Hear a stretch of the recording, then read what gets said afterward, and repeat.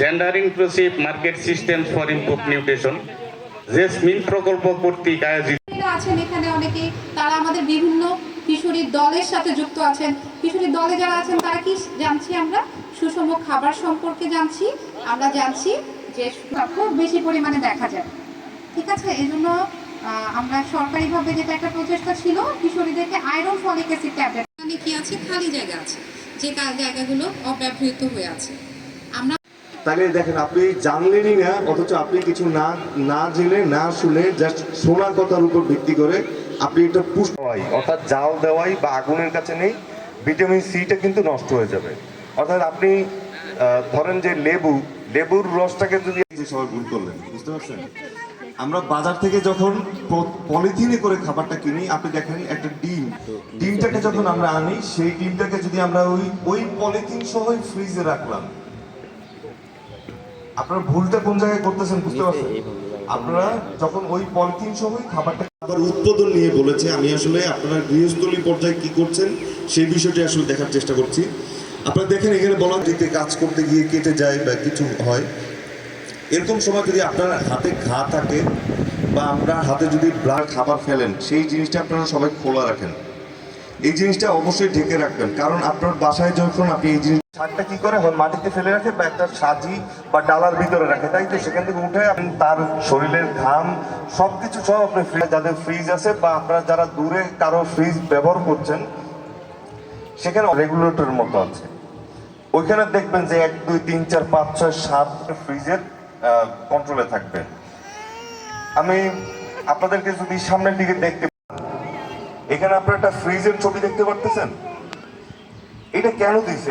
এত কোনোভাবে রাখতে পারবেন, কিন্তু আপনি যদি একটা কাঁচা গাজর ফ্রিজের মধ্যে রাখেন, আপনি 10 থেকে 15 দিন রাখতে পারবেন। একটু কুচকে যাবে কিন্তু রাখতে পারবেন, নষ্ট হবে না। কিন্তু মুরগির মাংস কিন্তু ডিরেক্ট নষ্ট হয়ে যায়।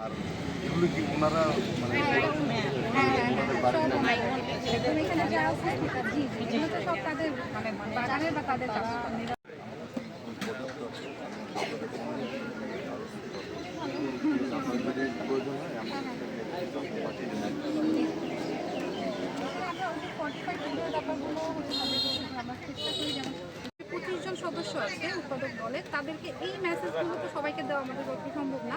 এই মেসেজগুলো ওরা এখান থেকে তারা হচ্ছে যে ওই সেশনগুলোতে বলে, এটাই হচ্ছে মূলত ওদের কাজ। এখানে আমাদের যে জেন্ডার সমতার বিষয়গুলো আছে, ইকুয়ালিটি এবং হচ্ছে ইকুইটির বিষয়টা, বা কখন কখন হাত ধুতে হবে, হাত ধুতে স্টেপগুলো স্পেশালি মানে হাত ধুইতে হবে এটা আমরা সবাই জানে, কিন্তু আসলে কখন ধুইতে হবে বা কীভাবে ধুইতে হবে এই বিষয়গুলো আমরা অনেক সময় পাই না, যেটা তারা